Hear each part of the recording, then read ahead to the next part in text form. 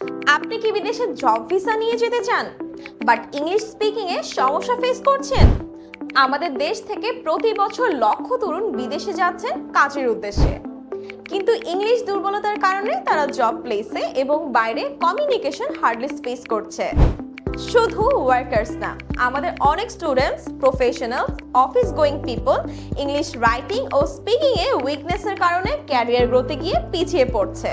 That's why আমরা নিয়ে এসেছি বেসিক ইংলিশ ট্রেনিং কোর্স।